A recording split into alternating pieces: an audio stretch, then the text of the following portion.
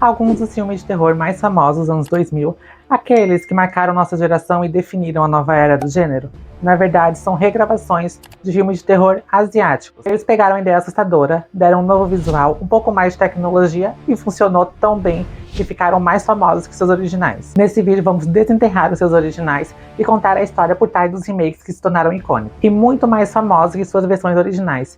Nesse vídeo eu separei apenas 3 títulos, mas caso vocês queiram uma possível parte 2, tem muito mais filmes que eu posso estar trazendo aqui pra vocês. Então já deixe seu like, inscreva-se no canal, comenta aqui embaixo e bora pra mais um mergulho nos filmes de terror.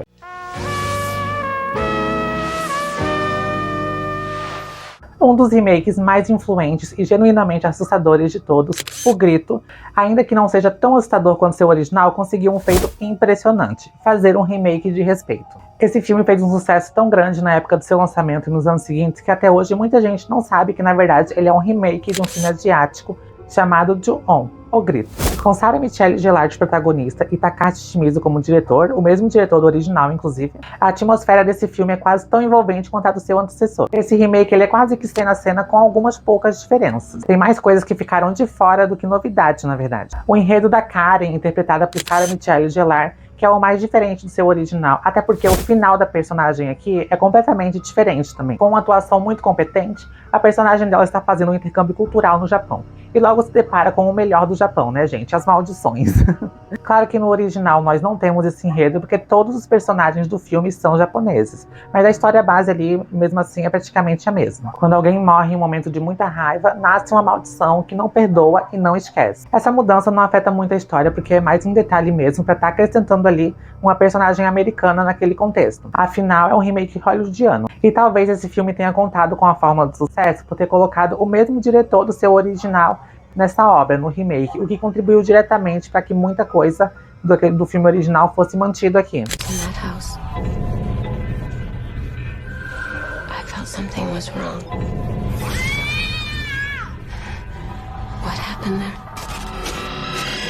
Eu particularmente ainda prefiro o original asiático. Eu acho que todas as cenas de terror e tensão aqui no original são muito mais bem construídas. A tensão aqui vai se instalando antes do terror de fato acontecer, e quando o terror finalmente acontece, só amplifica aquela agonia que a gente já estava sentindo. A atmosfera do original sempre me pareceu mais perturbadora que a do remake. E eu vi o remake antes também, inclusive. Esse filme tem alguns problemas, é claro, porque é um filme de baixíssimo orçamento, que tentou usar ali de alguns efeitos digitais em algumas cenas do filme, o que não deu muito certo. Mas no geral da coisa, esse filme me prende de uma forma muito mais interessante e me perturba muito mais que o remake. Eu já tive essa impressão desde a primeira vez que eu assisti. Devo ter assistido umas 3 vezes. Enquanto o remake é uma nota 7, o original é uma nota 9, no quesito terror. Pra quem nunca assistiu esse filme, eu recomendo assistir legendado a primeira vez, porque a dublagem dele é aquelas bem fundo de quintal mesmo, o que reduz significativamente a experiência ali do filme.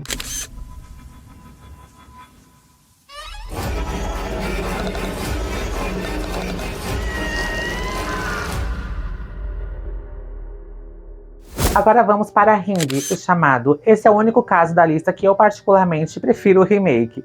Acho a atmosfera do remake muito mais envolvente, a maldição aqui é muito mais bem desenvolvida e sem sombra de dúvidas a Samara tá muito melhor que no seu original Ring. Lançado em 1998, esse filme sem sombra de dúvidas sofreu muito com a falta de orçamento. Nas cenas que a Samara vem atacar as pessoas, a gente tem somente um take no rosto do personagem que foi atacado pela Samara, e um efeito lá de inversão de cores bem parecido àqueles dos celulares da Nokia de antigamente. O terror visual aqui foi totalmente deixado de lado, e tudo que a gente tem é um mistério, que por uma boa parte do filme até funciona, mas depois vai ficando chato, começa a se tornar maçante. O drama de mãe e filho aqui ele não é bem desenvolvido, não é bem explorado, não é tão envolvente ali como o drama da Rachel com seu filho no remake. E toda a explicação da maldição da Samara, aqui a Sadako, é explicada através de uma visão de uma das personagens.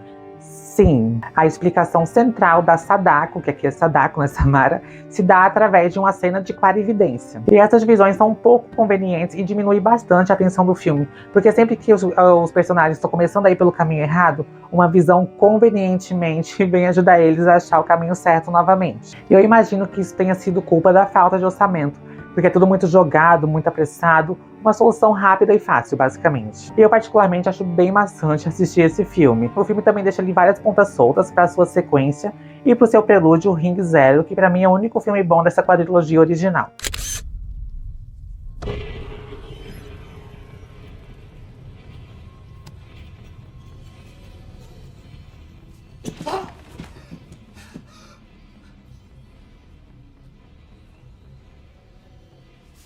Chegando no remake, a gente tem um roteiro muito mais bem elaborado, sem deixar muitas pontas soltas e um clímax pra lá de gostoso, convenhamos. Na minha opinião, é claro, porque tem gente que não gosta da Samara. Ela é minha filha, gente, minha filha adotiva. A história base ali é praticamente a mesma também, com algumas poucas mudanças, porém todas bem-vindas. A jornalista Rachel Keller, interpretada aqui por Naomi Watts, decide investigar a morte da sua sobrinha após descobrir que 4 outros adolescentes também morreram após assistir uma fita com imagens misteriosas. Agora ela tenta solucionar o mistério e impedir que a profecia se realize 7 dias depois, já que ela e seu filho também assistiram ao vídeo. Eu acho a atmosfera desse filme muito mais envolvente, ali o tempo sempre chuvoso, a paleta de cores sempre frias. À medida que a maldição ali vai se desenrolando e o tempo da protagonista vai acabando, a gente vai ficando cada vez mais com aquela sensação que a merda vai acontecer a qualquer momento. O drama de mãe e filho aqui é muito mais bem desenvolvido que no original. A relação ruim de mãe e filho aqui faz muito mais sentido. A investigação que a personagem faz, a Rachel, atrás de entender o que está acontecendo aqui é muito mais bem elaborada também. E quando as peças finalmente se encaixam, tudo faz sentido. O arco da Samara é muito mais interessante nesse remake. E a maldição principalmente, né? Cada detalhe das pistas que a Rachel vai colhendo, quando tudo se encaixa, meu Deus, é lindo demais de ver. O ataque da Samara aqui também é outro nível. Aquela cena à parte ali do final é aquele tipo de cena que a gente assiste uma vez pra nunca mais esquecer. E é claro que ter um orçamento muito maior fez toda a diferença aqui. Também não vou tirar o mérito do seu original, que também teve a sua importância. Mas esse remake, sem sombra de dúvidas, foi muito bem-vindo.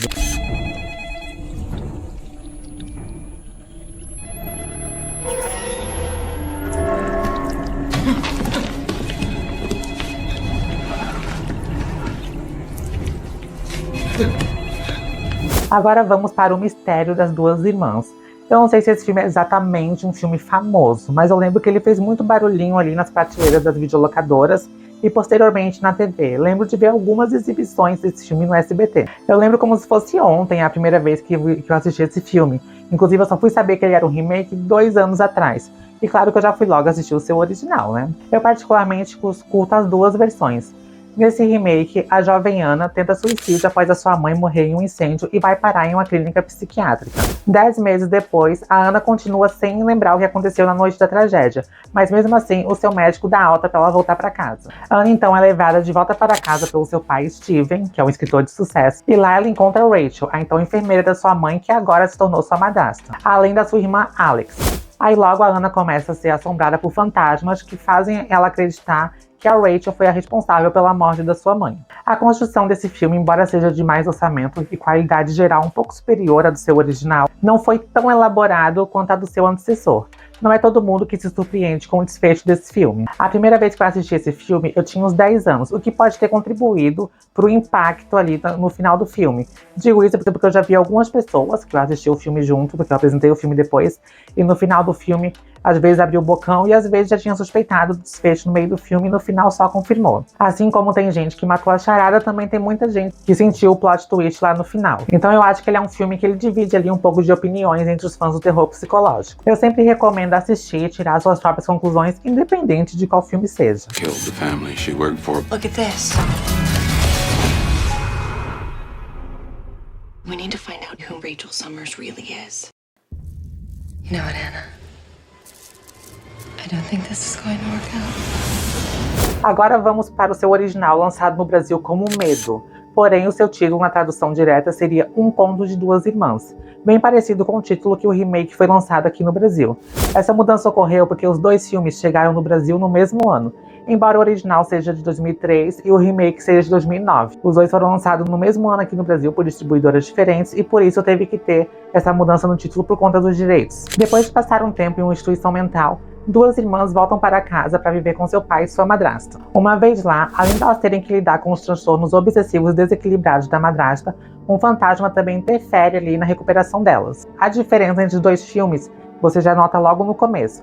Caso você nunca tenha assistido nenhum dos dois, recomendo você começar pelo original legendado. Sua experiência com certeza vai ser incrível. Digo isso porque ele também tem uma dublagem fundo de quintal, como o original do Chamado e do Grito. E eu fico imaginando qual seria o impacto real se eu tivesse assistido esse filme antes do remake. Porque eu assisti o remake antes e já sabendo do grande desfecho do remake, esse filme ainda conseguiu me surpreender um pouco. Porque nesse filme original, o plot central do remake, o grande clímax do remake, já ocorre no meio do filme.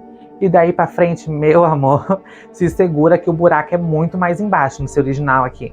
Esse filme é uma obra de arte do terror psicológico. Enquanto o seu remake é um 6, esse original é um 10 no quesito roteiro. E que roteiro, hein, gente? Depois de terminar de assistir o filme, você fica revisitando, sabe? Você fica pensando naquilo que você acabou de assistir, você fica revisitando cena a cena, ligando ali todos os pontos novamente pra ver se aquilo realmente faz sentido. Eu lembro que eu fiquei ali um tempo procurando defeitos na construção dos plots desse filme, porque aqui não é só um plot. E não tem. Eu simplesmente não achei defeitos na construção dos plots desse filme. Realmente tudo faz sentido. E eu só consegui chegar a uma conclusão real sobre o que eu achava desse filme só no dia seguinte, depois de eu ter assistido. Pra vocês terem uma noção do impacto. E isso que eu já tinha assistido o remake e já tinha uma certa noção ali do desfecho do filme. Então assim, gente, eu só queria ter assistido o original antes. Então se você nunca assistiu o Mistério das Duas Irmãs, primeiro assiste o seu original Medo e depois você assiste o remake. Claro, minha recomendação, né? Pode fazer como preferir.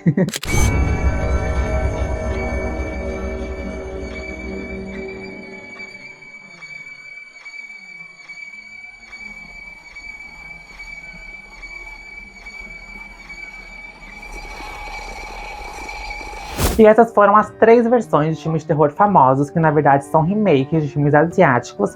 Caso vocês tenham gostado desse vídeo, comenta aqui embaixo que eu posso estar trazendo mais filmes aqui. Eles foram só 3, tem tranquilamente aí uns 10 filmes. Posso estar trazendo aí uma parte 2, uma parte 3 pra vocês. Só comentar aí embaixo. Deixe seu like, inscreva-se no canal, siga lá no Instagram, vou deixar o arroba aqui na tela. O link também está na bio do canal e até o próximo vídeo.